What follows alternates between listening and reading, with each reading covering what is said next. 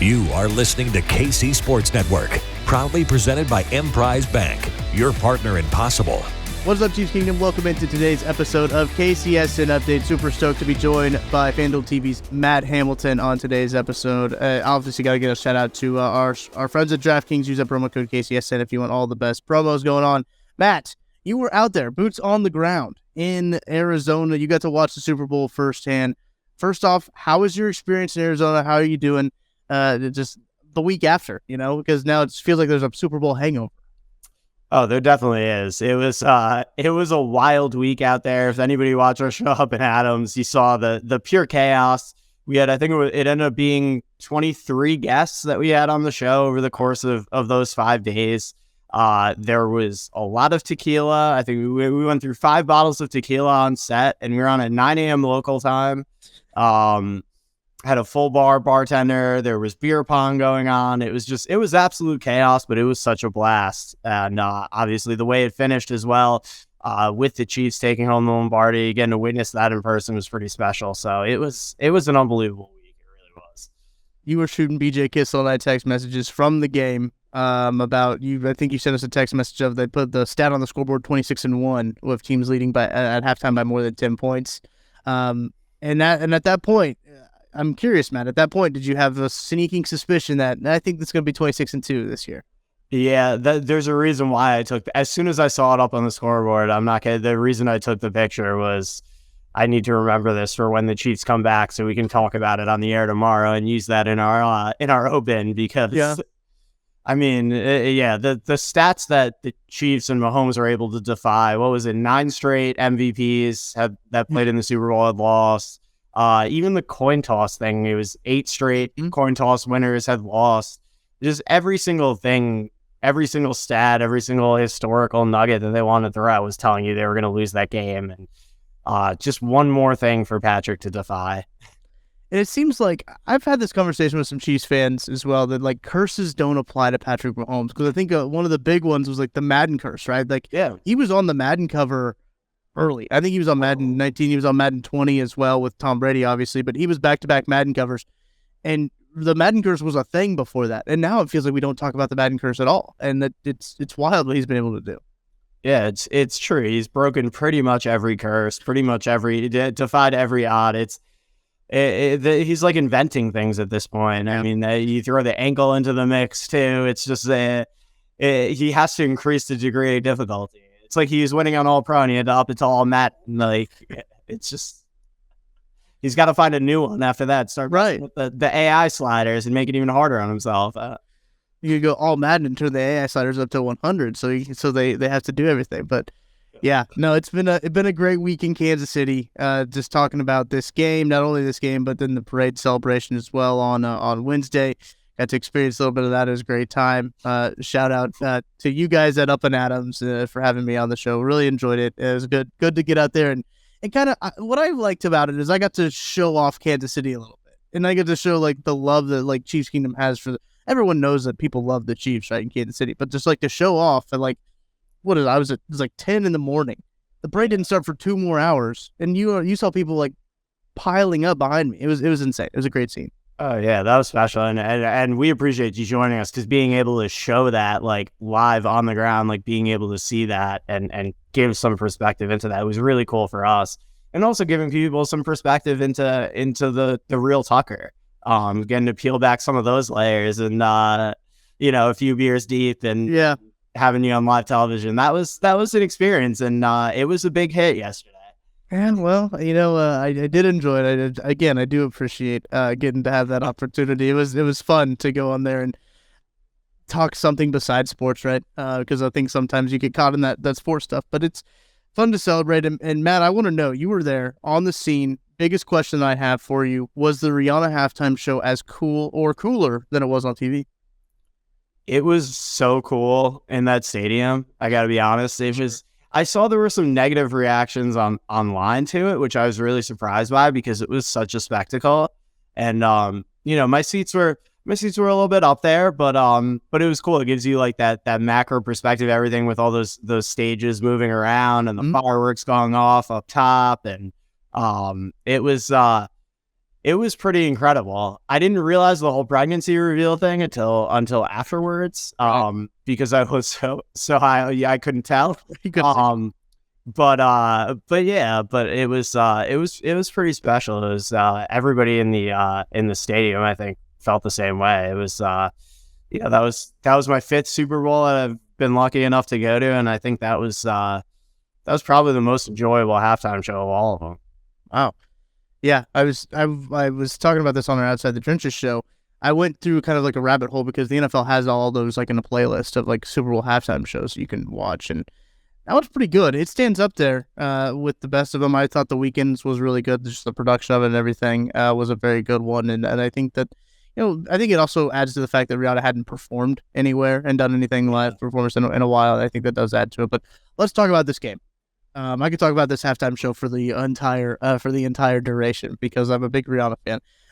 3 biggest takeaways, Matt. I want to get your first takeaway here from this game. There's a lot has happened in this game, and the more I rewatch it, the more things that I find. I'm just like, oh yeah, I forgot that happened. But what's your first kind of big takeaway from this game?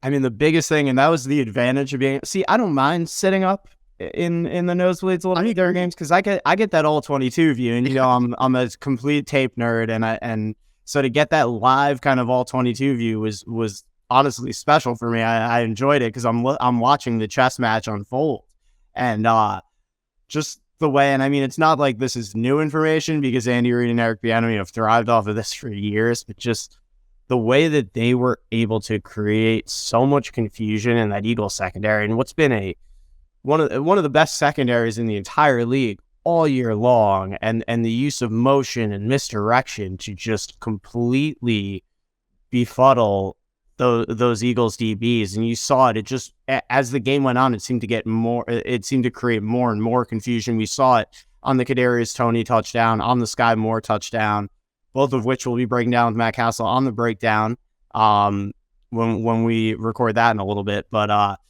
that it was just a masterclass in creating confusion for a defense, and it was really special to get to watch from that all 22 angle and really see it playing out in real time. It was cool.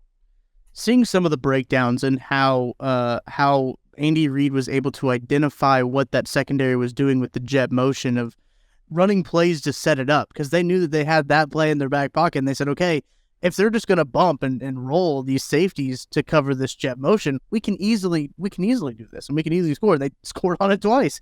They ran the same play twice for a touchdown. So that was incredibly impressive, and obviously I think this Super Bowl really Andy Reid has gotten his flowers. And I think a lot of people, especially after the second half, they're like, okay, this dude is one of the best of all time. 2 Super Bowls now to his name. So happy for Big Red to get this recognition now, especially after so many years of having great football teams and not having a Super Bowl title to show for it. It's been awesome to see him kind of get what he deserves. And as we're recording this podcast, Eric Bieniemy is interviewing for the job to be the Commanders. I think he's the leader in the clubhouse there for that Commanders job. So best of luck to Eric Bieniemy. Honestly, I really do hope that he goes out there, balls out, and turns the Washington Commanders offense into a powerhouse so he can get a head coaching job, because he's been deserving of a head coaching job.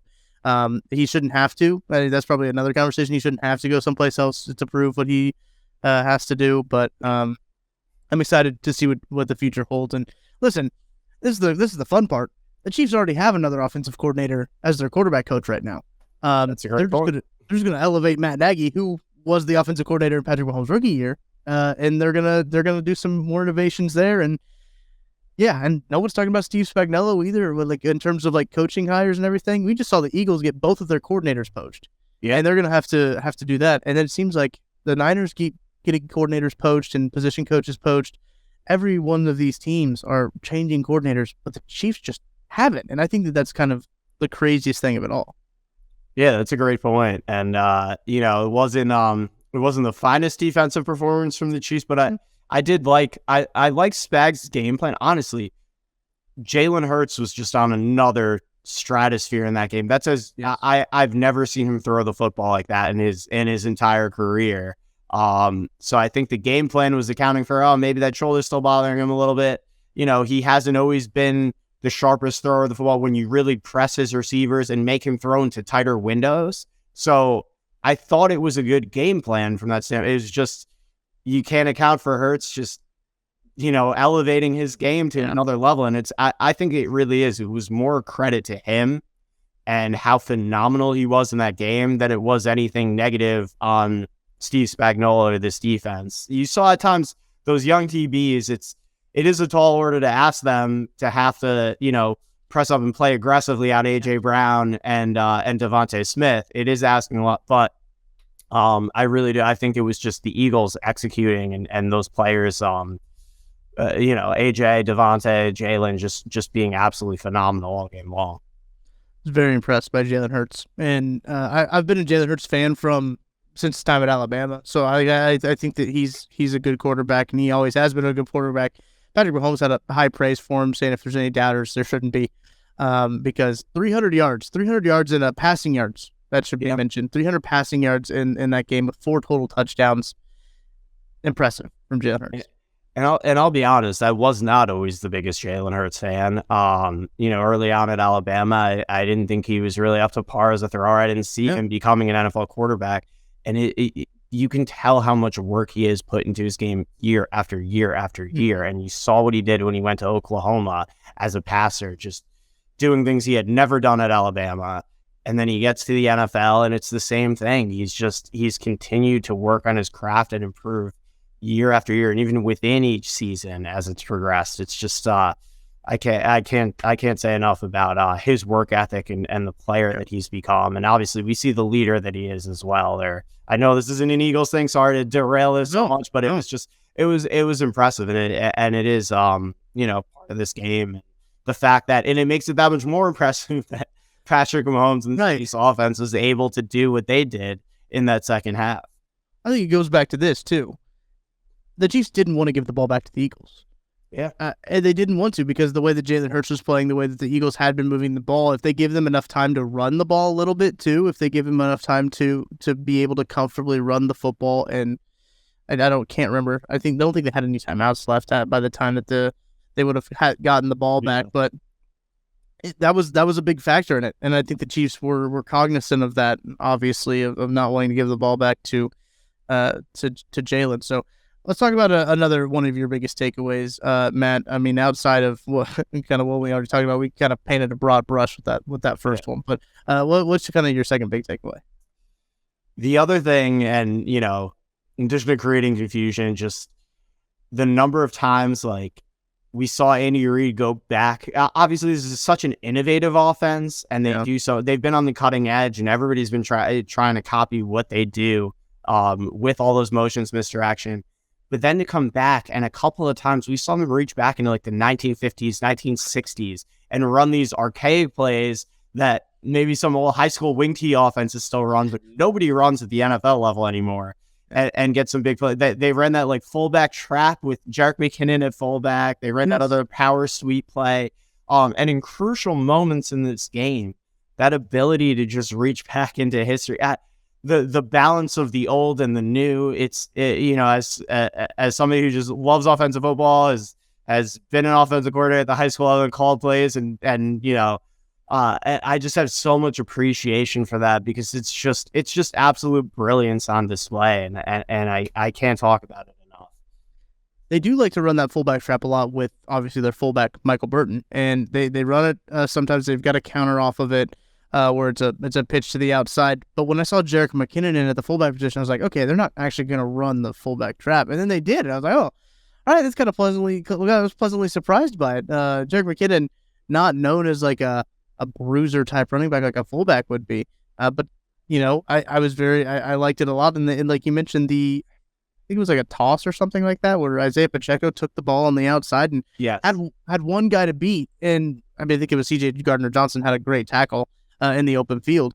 But they had a wide open lane for Isaiah Pacheco to run through. And like you're talking about, these are plays that they've been running since the beginning of football. And that Andy Reid has been able to just be like, all right, we're just going to do this in the year 2023. And when passing the football reigns supreme over everything in the NFL, and you have the best quarterback in the league, now we're going to go back to these 1950 run plays, and that's how we're going to have our success. It really was remarkable. And the Chiefs' ability, it's it's going to get lost in this. It's already, I feel like, gotten lost a little bit in the whole conversation, but their ability to run the football in that game, too, was absolutely critical. And that's as good as the run game has looked all year. And that Eagles front is very tough as well.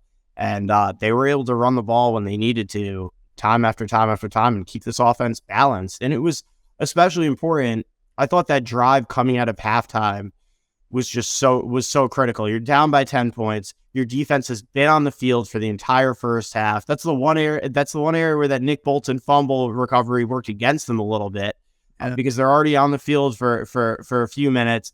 They score that touchdown, and then they're right back on the field for another 7.5 minutes. So I was watching them go into the locker room, and the defensive guys could barely get into the like they were so winded. You could see it tangibly with them coming off the field.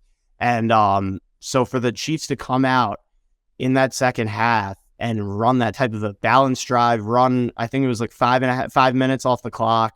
Yeah. Give that defense just a little bit more time to catch their breath.